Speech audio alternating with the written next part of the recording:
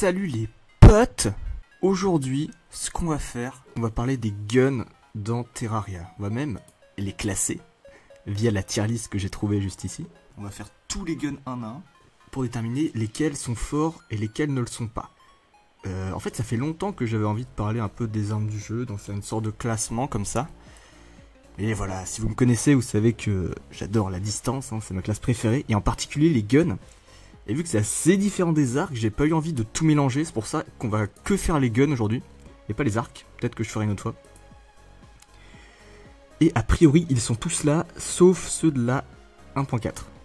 Et les deux en question, en plus, c'est... C'est quoi? C'est un fusil à pompe, je crois.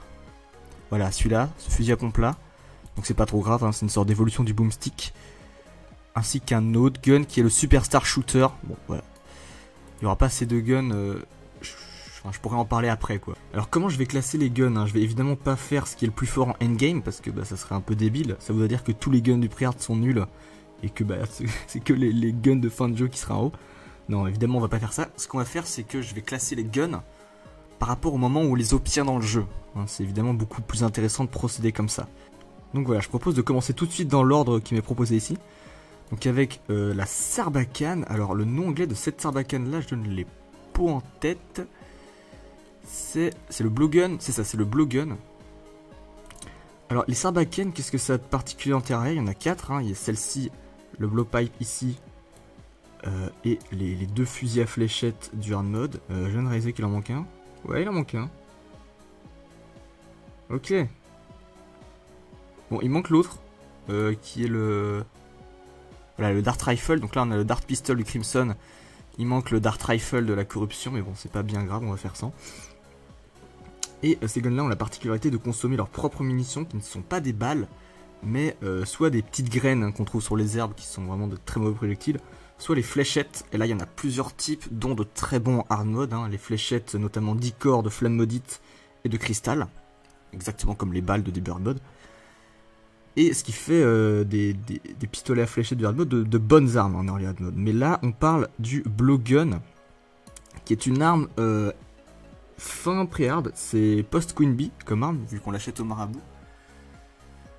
C'est pas très utile, hein. À ce niveau-là du jeu, on peut déjà avoir les fléchettes empoisonnées, mais ça sera rarement utile. C'est pas mauvais comme arme en soi, ça a de bons dégâts. Les fléchettes empoisonnées, c'est pas des projectiles trop dégueulasses, hein, ça empoisonne, c'est toujours ça. C'est assez unique comme arme, mais ça sera vraiment très rarement utile, hein. Donc je vais mettre dans jouable, parce que c'est pas mauvais, mais globalement on en a jamais besoin quand on joue distance. Alors ensuite le boomstick, qui est un fusil à pompe, c'est le premier fusil à pompe qu'on obtient dans le jeu, hein.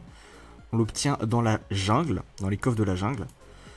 Le boomstick, je dirais que c'est une arme tout à fait jouable, c'est vraiment pas mauvais. C'est vraiment pour ceux qui aiment les fusils à pompe et qui apprécient jouer ça spécialement, hein. Donc ça sera plutôt fort à courte distance, mais ça peut être sympa, surtout pour l'exploration notamment, plus que pour les boss pour le coup. Du coup je dirais que c'est jouable high tier, voilà, on va dire ça comme ça. Alors le Candy Corn Rifle, alors ça c'est une arme du hard mode, c'est du post-Plantera, c'est une arme qu'on obtient pendant la Pumpkin Moon. C'est vraiment très fort en fait, c'est surtout fort justement pour les events de type vague comme la Pumpkin Moon. Ça envoie des projectiles uniques, hein, qui sont les fameux bonbons maïs. C'est des projectiles qui sont perçants et qui rebondissent sur les murs, donc ça peut vraiment être super utile, typiquement, enfin vraiment spécialement pour ce genre d'event. Donc voilà, c'est vraiment une bonne arme, je la mets dans fort viable. Le Candy Corn Rifle, faudra juste penser à acheter les munitions pour cette arme spécifiquement au marchand d'armes une fois que vous l'avez obtenue. Et sinon, bah ça peut être tout à fait efficace. Ah! On passe tout de suite au Saint Chain Gun. Alors le Chain Gun, c'est une des armes les plus satisfaisantes du jeu, c'est une des meilleures armes du jeu au moment où on l'obtient. Le Chain Gun, c'est ultra pété. C'est un gun avec une vitesse totalement insensée, hein. Le Chain Gun, c'est super rapide. Il a la particularité de ne pas faire de recul aux ennemis, il a aucun knockback, du coup il ne peut pas être irréel, ce qui est un peu triste, mais on peut jouer en rapide, hein, pour qu'il soit encore plus rapide. Le Chain Gun, c'est fantastique comme arme, hein. Avec tu fais fondre la barre de vie des boss à une vitesse, c'est juste magnifique. Donc c'est aussi une arme post-Plantera qu'on obtient cette fois pendant la Frost Moon. Donc c'est pas mal plus difficile à obtenir que le Candy Corn Rifle, mais c'est vraiment, vraiment super fort. Vraiment, c'est ultra pété comme arme, le chain gun. Avec ça, vous défoncez Duke, mais à une vitesse. C'est juste magnifique. Ah, le fameux. Donc, Clockwork Assault Rifle. Cette arme-là. C'est assez difficile d'en parler parce que je suis un peu... mon opinion est un peu biaisée par la version du jeu à laquelle je joue, qui est la version Switch. Cette arme, qu'est-ce que c'est? C'est une arme qu'on obtient en tout early hard mode. Hein. C'est une des toutes premières armes qu'on peut obtenir en hard mode, étant donné que c'est un drop du mur de chair. C'est le drop de distance du mur de chair. Hein. C'est un gun de type gun rapide qui tire très vite et qui d'ailleurs n'inflige pas de recul à la manière du chain gun. Donc il peut pas être irréel non plus. Il peut être démoniaque hein, pour avoir de très bons dégâts. Cette arme là en fait envoie des rafales de 3 balles très rapidement. Donc ça tire vite et ça fait plutôt mal. Dans le concept, ça sera un peu meilleur que le mini shark du pré-hard mode quoi. Donc ça en fait, je pense, un très bon gun pour commencer le hard mode. Voilà, même si on va très vite pouvoir le changer en hard mode. Pour commencer le hard mode, ça doit être vraiment un très très bon gun. Le problème c'est que moi je joue sur Switch actuellement. Et que sur Switch cette arme est buggée, elle tire 2 fois plus vite que la normale, ce qui en fait une arme totalement débile, plus puissante que le Mega Shark. Donc voilà, c'est compliqué à juger dans ces conditions quoi. Mais je pense que même sans ce bug qui double littéralement son DPS, ça reste une arme tout à fait viable en début hard mode. Est-ce qu'elle est forte viable ou est-ce qu'elle est juste jouable? Je pense qu'elle est forte viable en début hard mode, réellement. Parce qu'en début hard mode, ça va être compliqué de trouver mieux très rapidement. Ça va être évidemment possible, hein, mais globalement, t'es très content quand tu commences le hard mode avec ça. Donc je vais la mettre dans fort viable. Ah, le coin gun. Alors le coin gun, vous voyez la catégorie qui est là juste pour ça. Hein. Le coin gun, qu'est-ce que c'est? C'est resté pendant très très longtemps l'arme au plus gros DPS du jeu, tout simplement. Apparu en 1.2 avec l'invasion des pirates. C'était l'arme la plus rare du jeu. Et jusqu'en fin 1.3, c'était l'arme au plus gros DPS. Sauf que cette arme, elle fonctionne de manière complètement débile. Elle tire des pièces. Voilà, elle tire les pièces qu'on utilise pour acheter des items. Elle a 0 de damage de base, hein, ce qui fait qu'on peut même pas la booster en dégâts. Ça sert à rien d'utiliser des emblèmes, des boosts de dégâts. On peut même pas la mettre en irréel et tout.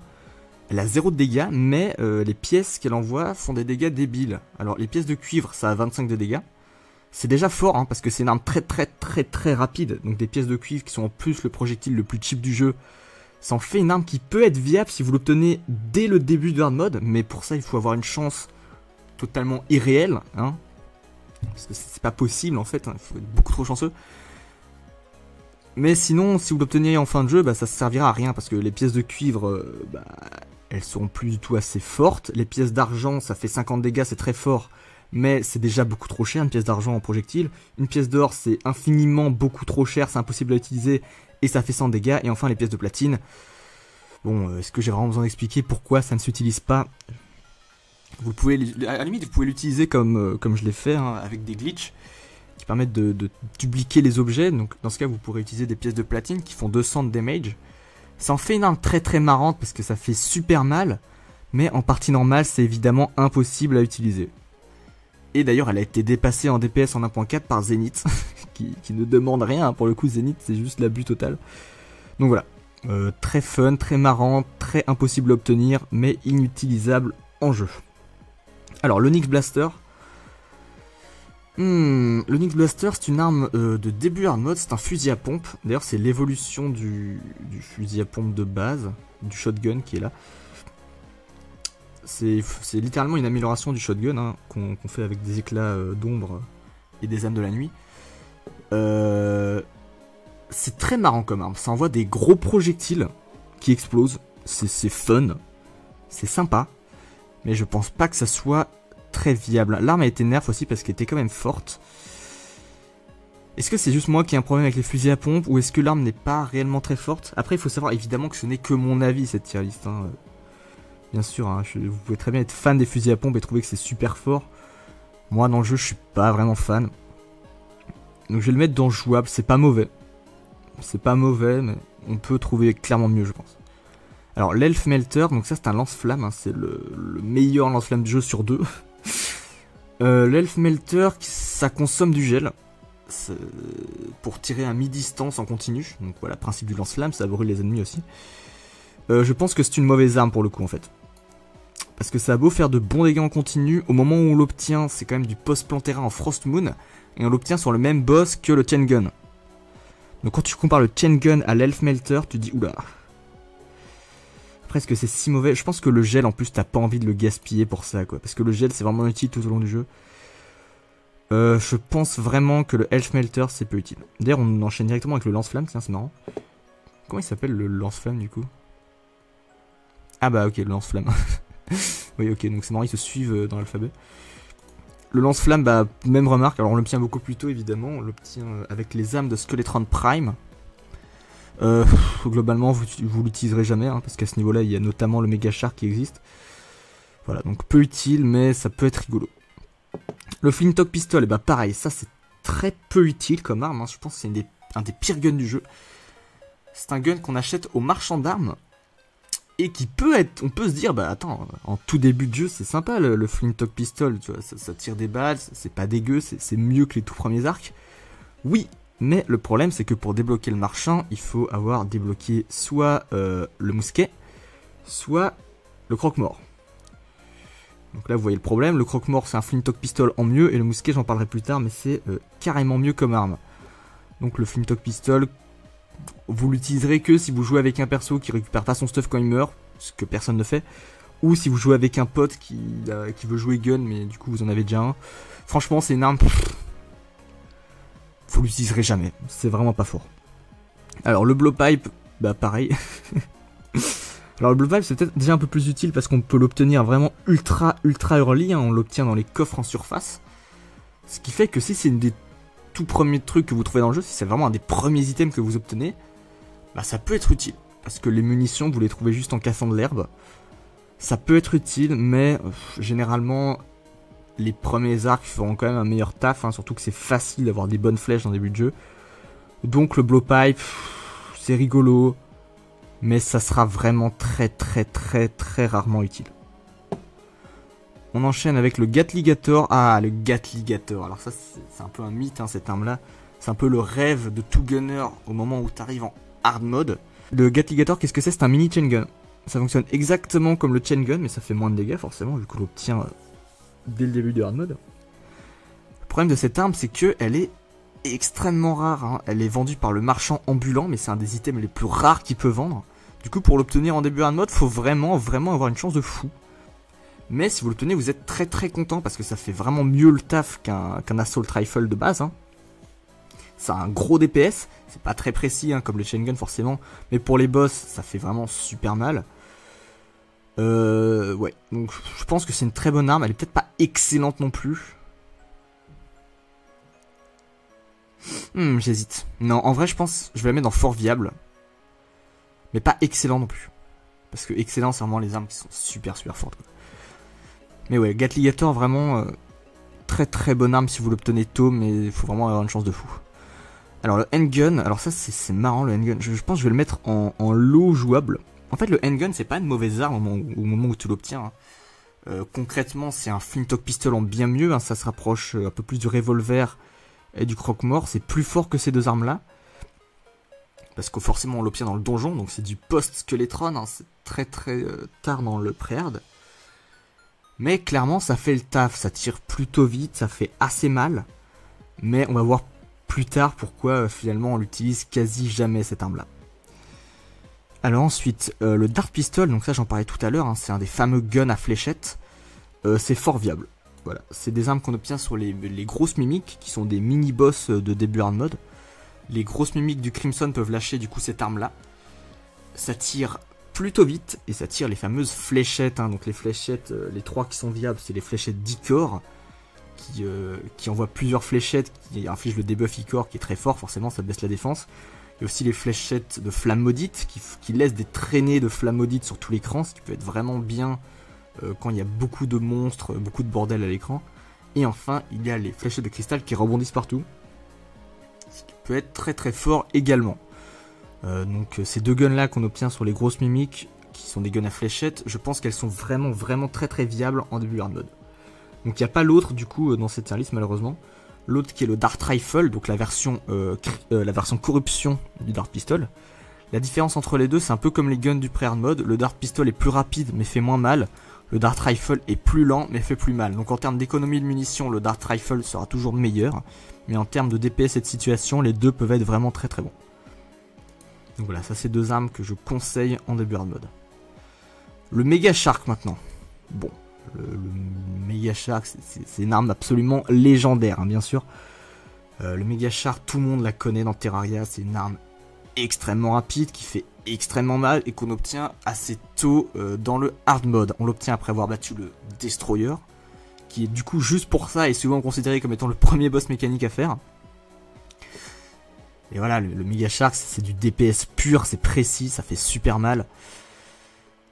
C'est culte comme arme, hein, limite, dans l'histoire du jeu. C'est absolument fabuleux. En plus, elle a été buff, tiens, dans les versions récentes. Intéressant. Le Mega Shark, en plus, c'est longtemps resté la meilleure arme du jeu. Hein. À l'époque de la 1.1, c'était clairement la meilleure arme. Pour comparer, en mêlée à côté, on avait Excalibur. Voilà, donc c'est un peu triste, quoi. Mais ouais, non, Mega Shark, c'est juste super fort. Hein. Je pense que je la mets même devant le Chain Gun. Parce qu'en fait, tu l'obtiens. Au moment où tu l'obtiens, tu la gardes jusqu'après le golem, en fait. Tu fais le golem avec cette arme-là. Avec le Mega Shark, tu peux faire les jumeaux, Skeletron Prime, Plantera et le golem. Et voilà, ça fera le taf parce que c'est super fort. Donc le Mega Shark, excellente arme. Et c'est marrant parce qu'on enchaîne directement avec le Mini Shark, qui est la pré-évolution du Mega Shark. Ça, c'est une arme qu'on obtient en pré-hard mode, évidemment. On peut l'obtenir assez tôt. Alors, ça coûte assez cher en début pré-hard. Ça coûte 35 pièces d'or chez le marchand d'armes. Mais voilà, ça peut s'obtenir avant d'avoir fait les boss corrompus si vous jouez en expert, par exemple. Ce qui est vraiment très fort. Alors, le principe du Mini Shark, c'est comme le Mega Shark. Hein, c'est une arme qui tire vraiment très vite. Mais évidemment, elle fait beaucoup moins mal étant donné qu'on est en pré-hard mode. Le Mega Shark, c'est du pur DPS, hein, évidemment. C'est le but de l'arme. C'est pour ça qu'elle tire si vite. Et vous trouverez rarement mieux pour les boss en pré-hard mode que le Mini Shark. C'est vraiment une arme de distance, pareil, qui a traversé les époques, qui est très culte dans le jeu maintenant. C'était aussi la meilleure arme du jeu tout entier dans la version bêta de Terraria. Ce qui rajoute un petit côté mythique au truc, je trouve. Donc ouais, le Mini Shark, c'est super. En plus, c'est trop cool. Et en plus, ça débloque un succès dans le jeu de l'avoir, parce que c'est trop cool comme arme. Ouais, c'est vraiment trop bien. Le seul défaut que je donnerais au Mini Shark pendant le pré-hard mode, c'est que ça consomme beaucoup de munitions. Il y a beau avoir le petit buff d'avoir 33% de chance de ne pas consommer de munitions à chaque tour. À chaque tir. Au final, vu que ça tire extrêmement vite, vous allez quand même en perdre beaucoup. Et en pré-hard mode, c'est pas si évident que ça à gérer, hein, l'économie de munitions. Surtout si vous utilisez des munitions spécifiques, comme des balles d'argent ou des balles en météorite, ce genre de trucs. Mais ouais, non, le Mega Shark, enfin le Mini Shark, c'est vraiment très bien. Vous pouvez l'utiliser pour le mur de chair en expert. Vous pouvez l'utiliser même en tout début hard mode si vous n'avez pas de Clockwork Assault Rifle. C'est vraiment bien comme arme. Le Mini Shark, je la conseille à tous, évidemment. Je pense que je vais quand même la mettre derrière le Chain Gun parce que le Chain Gun, c'est super fort. Alors, on enchaîne avec le mousquet. Ah, génial. Alors le mousquet, c'est génial. Hein. Le mousquet, je pense qu'on le dira jamais assez à quel point cette arme est géniale. Est-ce que c'est si connu que ça qu'elle est très forte? Je ne sais pas. Mais le mousquet, c'est insane. C'est juste insane comme arme. Donc le mousquet, c'est historiquement le tout premier gun dans Terraria qu'on obtient. On l'obtient dans les Shadow Orb de la corruption. C'est en général le mousquet qui va faire venir sur votre monde le marchand d'armes. Ou si vous avez du Crimson, ça sera le croque-mort évidemment. Mais bon, le mousquet est bien plus vieux que le croque-mort hein, dans l'histoire du jeu. Il était là dès le début et le truc c'est qu'il a été buff beaucoup de fois. Hein. Au début il faisait 14 de damage, il est passé à 20, il est passé à 23. Il est repassé à 25 mais maintenant il est à 31 de damage depuis la 1.3. C'est super fort. Le principe du mousquet c'est que ça tire lentement mais ça fait mal. Une seule balle de mousquet ça inflige beaucoup de dégâts. Hein. Pour comparer, une balle de Mini Shark c'est 6 dégâts. Une balle de mousquet, c'est 5 fois plus, c'est 31. C'est super fort, c'est vraiment super fort. Alors pour les boss, ça sera pas opti. Alors pour les tout premiers boss, ça peut être fort, hein, ça peut être tout à fait jouable, vu qu'on l'obtient très tôt. Pour les boss de fin pré-hard, ça sera pas opti, mais ça restera toujours fort pendant tout le pré-hard, pour l'exploration, parce que ça a du fort recul et ça consomme très peu de munitions, ainsi que pour le farm de monstres, hein, parce qu'avec des bannières, vous pouvez one-shot beaucoup de monstres en pré-hard mode avec cette arme-là. C'est vraiment super bien, voilà. En termes d'économie de munitions, d'efficacité, c'est super. Le mousquet, c'est vraiment super. Et on va directement enchaîner avec sa contrepartie Crimson, le croque-mort, qui est clairement beaucoup moins utile, hein. Le croque-mort, la différence, c'est que ça fait 2 fois moins de dégâts, mais ça tire un petit peu plus vite. Alors en termes de DPS pur, c'est plus ou moins équivalent. C'est-à-dire que pour les boss, ça fera plus ou moins pareil le taf, hein. C'est juste qu'il faudra un peu mieux viser, étant donné qu'une balle fera moins de dégâts. Mais clairement, en termes d'exploration et de farm, bah, vous allez gaspiller beaucoup plus de munitions pour faire moins de dégâts que le mousquet. Donc évidemment, vu que ça reste une arme tout à fait early, qu'on obtient très très tôt, c'est jouable. C'est vraiment jouable. Mais si vous avez de la corruption, vous êtes très très content d'avoir un mousquet à la place. En gros, alors je pense que je vais quand même la mettre ici, voilà, elle est pas mal. Et on arrive à mon bébé, hein, le Phoenix Blaster. Aucune hésitation pour cette arme. Le Phoenix Blaster, c'est le meilleur gun de tout le pré-hard mode. C'est le meilleur gun de la 1.0, c'est même la meilleure arme de la 1.0. C'est même viable en début hard mode, hein. Cette arme est juste incroyable. Cette arme est juste incroyable. Le Phoenix Blaster, c'est des très gros dégâts pour une très bonne vitesse. Donc 24 de dégâts, le Phoenix Blaster, et très rapide en termes de vitesse. Donc vous vous en doutez que 24 dégâts plus très rapide en pré-hard mode, c'est vraiment super fort comme arme, hein. Le DPS est sec, ça fait super mal au boss. C'est aussi viable pour l'exploration et tout, vu que ça consomme pas tant de balles, vu que ça fait très mal en une seule munition. C'est juste trop bien. Le seul défaut de cette arme, c'est qu'on peut pas, c'est pas automatique les tirs de cette arme là. Ce qui c'est chiant sur PC en fait, mais sur console, vu que j'ai une manette turbo, c'est pas trop un problème. Mais ouais, cette arme, elle est juste trop bien. En plus, le bruit est ultra satisfaisant et tout. Le Phoenix Blaster, c'est peut-être trop fort. C'est peut-être trop fort. Parce qu'en pré-hard mode, vous allez rouler sur absolument tout, même en expert. Et c'est jouable en début hard mode. Donc vraiment, c'est peut-être trop fort en fait. Mais c'est trop cool. C'est vraiment trop cool. Et pour obtenir cette arme, justement, il faut un handgun, hein. C'est l'évolution du handgun du donjon. On l'améliore avec des lingots de pierres infernales. Donc c'est quand même la seule arme de pré-hard mode qui demande de passer par les 2 biomes les plus durs, hein, à savoir le donjon et les enfers. Mais ouais, c'est trop bien. C'est trop bien comme arme. C'est trop bien. Le seul cas où je pense que le mini-shark reste meilleur, c'est assez triste et ironique, hein, mais je pense que c'est pour le mur de chair en expert. Étant donné que vu la vitesse du méga shark, vous allez avoir beaucoup plus de facilité à toucher le boss avec ses membres qui repoussent à l'infini qu'avec le Phoenix Blaster. C'est triste parce que c'est le dernier boss du pré-hard, mais à part ça, le Phoenix Blaster reste bien meilleur dans toutes les situations possibles. Vraiment, cette arme est insane. Je l'adore, elle est trop bien. Elle est trop bien, c'est-à-dire qu'avec un stuff de distance de fin de jeu, vous pouvez défoncer des boss du hard mode avec ça, hein. Genre le golem, vous le violez avec ça, c'est même pas une blague. C'est vraiment trop bien. On arrive à... Ah mais tiens, mais si, c'est une arme de la 1.4, ça, c'est le fameux fusil à pompe de la 1.4 finalement. Cette arme-là, du coup, bah, je vais la mettre avec les autres fusils à pompe, hein. C'est jouable, mais c'est pas forcément viable. Enfin si, c'est viable, mais c'est pas très viable, quoi. C'est pas un truc où tu te dis ça, avec ça, ça va vraiment m'aider, quoi. C'est fun, en fait, le principe des fusils à pompe dans le jeu. Celui-là, d'ailleurs, il est quand même plus fort que le boomstick de la jungle, mais on l'obtient en post-skeletron. Ce qui fait que c'est une arme qu'on obtient forcément plus tard, donc elle est meilleure. On l'obtient d'ailleurs dans le cimetière, chez le marchand d'armes. Donc voilà, comme d'hab, hein, les fusils à pompe, c'est rigolo, mais c'est pas forcément extraordinaire. Alors le Red Rider, ça c'est très très spécifique comme arme. Je vais la mettre dans...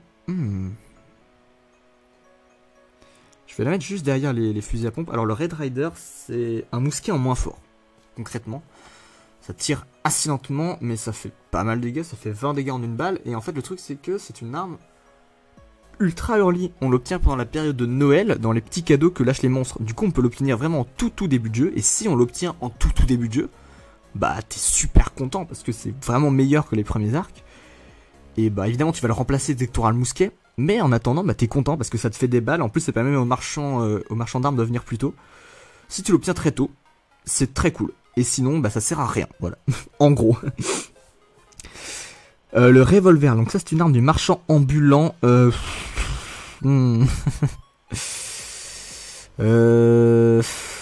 Le marchand ambulant. En fait, vous l'utiliserez jamais cette arme-là parce qu'elle est assez rare et en général, à ce niveau-là, vous aurez souvent déjà mieux. Hein. Typiquement le handgun. Alors, est-ce que c'est vraiment moins bien que le handgun? Je sais pas. Mais le handgun permet d'avoir un Phoenix Blaster. C'est ça la grosse diff, quoi. Je sais pas trop. Je pense que je vais la mettre juste derrière le handgun, en fait. C'est pas mauvais comme arme. Mais ça sera vraiment très rarement utile. Mais ça reste mieux que par exemple le Flintock Pistol qui ne sert à rien. Ou les lance-flammes qui clairement sont là juste pour le troll, quoi. Ah, alors le Sandgun, ça c'est assez intéressant. Je vais te mettre ça en dernier. Le Sandgun, ça c'est très marrant comme arme. Ça va dans cette catégorie-là. Hein. Donc le Sandgun, ça tire du sable. C'est une blague, hein. C'est une grosse blague dans Terraria. Hein. C'est un des running gags les plus vieux du jeu, à savoir que le sable est trop puissant. Hang on a second, I wanna,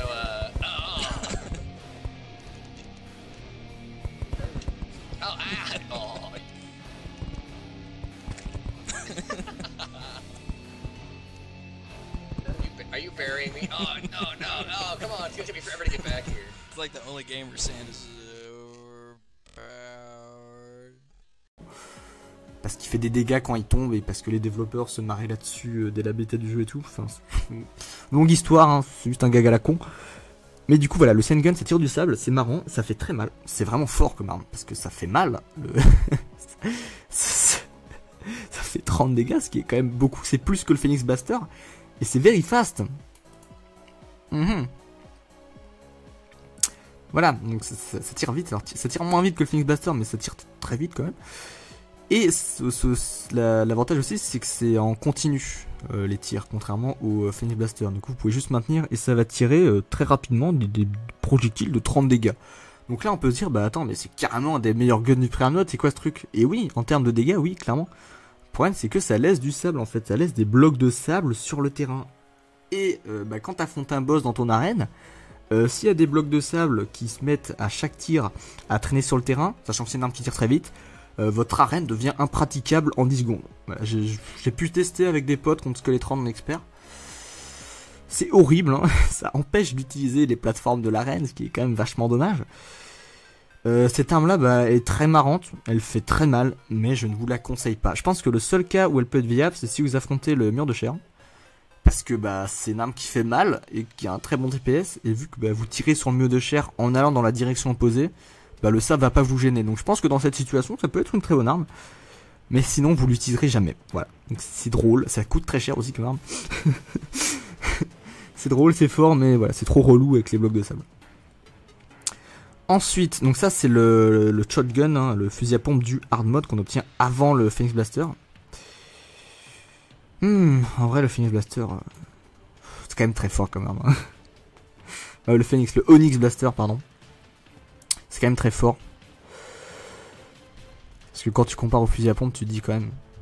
Je pense que je vais la laisser là, tranquillement. Ouais, du coup, le shotgun, c'est l'évolution du boomstick, hein, et de ce fusil-là. C'est juste un fusil à pompe, tout ce qu'il y a de plus classique. On l'obtient en début hard mode chez le marchand d'armes. Voilà, tout simplement. Pas grand-chose à dire dessus, finalement. Ah, le Sniper Rifle, donc le fameux Sniper Post-Plantera qu'on obtient dans le donjon. Je sais pas trop comment parler de cette arme. Elle est vraiment très unique. C'est ultra situationnel en fait. Le principe c'est que ça tire lentement mais ça fait très mal. C'est un peu un mousquet du hard mode en gros. Ça tire très lentement mais ça fait vraiment super mal en un coup. Et ça a des très hauts taux de crit. Donc c'est très drôle. En termes de munitions, c'est l'arme qui fait la plus mal en un seul tir. Je pense qu'il y a débat avec le coin gun quand même. Mais... sinon, c'est pas forcément viable. C'est pas nul en vrai. Hein. Même pour les boss, c'est pas si nul que ça. Mais il y aura clairement mieux. Les guns rapides, il y a rien de mieux pour les boss. Et le truc, c'est que à ce niveau-là, tu peux avoir le chain gun, quoi. Donc, je la mettrai pas dans fort viable en fait. Je la mettrai dans jouable high tier. Voilà. Je pense que c'est une bonne place pour le sniper rifle. Alors, le snowball, c'est quoi? Comment ça s'appelle ça? C'est le snowball cannon, je crois. Oui, il faut pas confondre avec le Snowman Cannon qui est un lance-roquette. Donc le Snowball Cannon, c'est une arme très early en pré-hard mode qu'on obtient dans les coffres de glace des souterrains de la toundra. C'est très bien. parce que ça consomme des boules de neige, et les boules de neige c'est un des projectiles les plus cheap du jeu, hein. On craft les boules de neige à partir de blocs de neige, donc c'est super simple à avoir, et c'est une arme qui tire très vite. Donc en tout début de jeu, c'est vraiment, no troll, c'est très bien en début de jeu. C'est vraiment rapide, ça fait ses dégâts, ça consomme presque rien. En tout début de jeu, c'est vraiment très viable. Voilà, je conseille le Snowball Cannon. Ça peut paraître nul, hein, mais en vrai, c'est vraiment cool. Ah, alors ça c'est intéressant, le Star Cannon et le Super Star Shooter, donc c'est pareil. Star Cannon c'est pour le hard mode et ça date de la 1.0. Le Super Star Shooter c'est pour le hard mode et ça date de la 1.4. J'ai dit hard mode pour le Star Cannon, c'est le pré-hard mode, hein, bien sûr. Donc ces deux armes là fonctionnent de la même manière, c'est super fort, ça a des très gros dégâts, ça tire très vite, hein, donc le Star Cannon on est sur du 55 de dégâts, faut savoir aussi que à l'époque, quand même parce que c'est assez marrant comme anecdote, hein, en 1.0 c'était 75 de dégâts. Bon, est-ce que j'ai vraiment besoin de préciser qu'en 1.0 c'est l'arme la plus forte de dégâts, de super loin, c'est... C'est complètement débile à quel point c'était beaucoup trop fort en termes de dégâts purs. Ça reste très fort, hein, parce que 55 de dégâts en pré-hard mode avec une arme très rapide comme ça, c'est vraiment super fort. Super Star Shooter c'est son évolution, ça fait encore plus mal. Mais évidemment c'est pour le hard mode. Mais ces deux armes sont inutilisables, hein, parce que les projectiles consommés ce sont des étoiles filantes. Et les étoiles filantes, même s'il y a moyen d'en avoir beaucoup quand tu joues au jeu, bah, les utiliser en tant que munition avec une arme aussi rapide, je peux vous dire que ça part vite, hein, ça part très vite. Et après t'as un peu deck parce que t'en as plus des étoiles filantes, tu peux plus utiliser ton arme. Alors voilà, c'est inutilisable, c'est juste troll et très fort.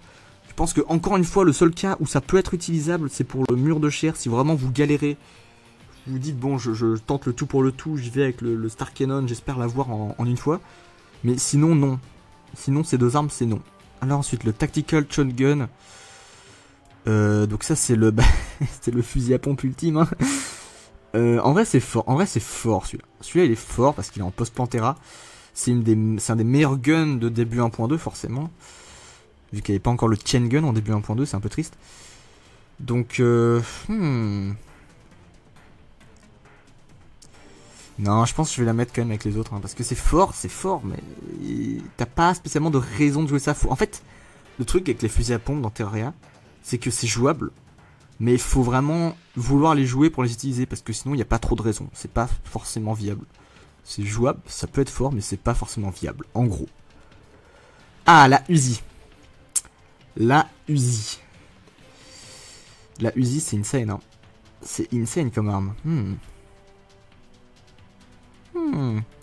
Je vais la mettre là en fait, carrément. La Uzi, c'est un peu le pote du Mega Shark, hein. C'est une arme début hard mode qui tire vraiment très vite, mais qui a la particularité, pas unique mais presque, de transformer les balles de base en balles à haute vélocité. Et les balles à haute vélocité c'est bien parce que ça fait plus de dégâts que les balles de base et ça va très vite, hein. Ça fait des sortes de petits lasers jaunes, c'est sympa. Et c'est très fort du coup. Le truc c'est que pour l'exploration ou pour le farm où vous allez juste utiliser votre sac de munitions infini, bah ça sera meilleur que le Mega Shark parce que ça utilisera de meilleures balles. Après évidemment si vous voulez la jouer au petit pour des combats de boss, là vous allez utiliser le Mega Shark pour pouvoir utiliser des balles de cristal, genre de trucs. Mais sinon la Uzi c'est vraiment très bien. Et en fait la différence, le truc qui fait que je mets la Uzi au même niveau presque que le Mega Shark, c'est qu'on peut l'obtenir encore plus tôt que le Mega Shark. La Uzi, tu peux l'obtenir instant en début hard mode sur les trappeurs de la jungle. Alors c'est des monstres qui sont très forts, hein. Mais voilà, c'est pas des monstres impossibles à tuer, on peut tout à fait les zoner. Et certes c'est assez rare, mais une chance sur 100 ça s'obtient quand même sans trop de soucis.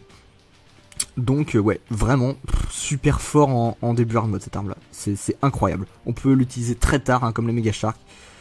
La Uzi, je la conseille de ouf. Et d'ailleurs c'est marrant parce que là il y a son pote, hein, le Venus Magnum. Le Venus Magnum est beaucoup moins fort pour le coup, c'est un peu triste. Je pense que je vais la mettre là parce qu'elle sert vraiment à rien en fait. Le Venus Magnum c'est pas une si mauvaise arme que ça, hein, parce que c'est utilisable. Mais le truc c'est qu'on l'obtient en post-Plantera, vu que c'est un drop de Plantera, bien après la Uzi.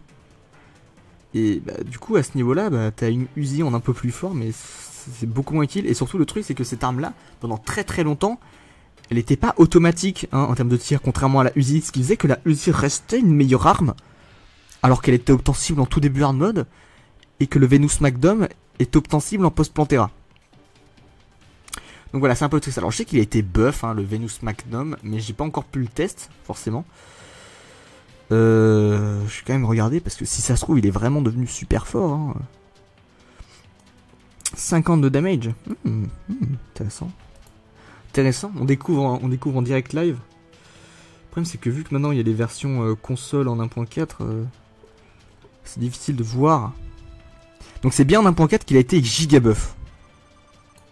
Ok. Intéressant, intéressant. Mais vu l'animation, j'ai l'impression que c'est toujours pas automatique en fait. Oui, en fait ça fait plus penser à un Phoenix Blaster qu'à une Uzi quoi, sauf que t'es en post-Pantera. Ok. Alors vu comment ça a été buff, c'est sûrement bien meilleur qu'avant. J'attends de le tester, mais je pense que ça peut être bien, donc je vais la mettre en haut jouable. Mais le fait est que la Uzi, vu que tu l'obtiens super tôt, restera clairement une meilleure arme. Alors on entre dans ces armes là, donc je vais d'abord faire le Xenopopper. Le Xenopopper, c'est... c'est trop chelou quand même. Comment tu classes ce truc? Parce que quelque part je me dis c'est super fort, mais en même temps je me dis c'est très dur à utiliser. Je pense que je vais la mettre dans fort viable en lotière. En fait, le principe de cette arme, c'est que les projectiles font très mal et ça tire relativement vite. Mais ça a une sorte de délai assez chelou. Alors le délai, on peut le tourner à son avantage, mais il faut vraiment manier cette arme de ouf pour que ça soit fort en fait. C'est très bizarre. Et le truc, c'est qu'aussi, à ce niveau-là, donc en post-golem quand même, hein, pour l'invasion martienne, t'as déjà le chain gun, qui restera forcément mieux. Donc je sais pas. Je sais pas trop. Je vais la mettre dans jouable en fait, parce que fort viable c'est vraiment les trucs où tu sais que c'est vraiment très utile et fort. Ouais, comme ça c'est bien.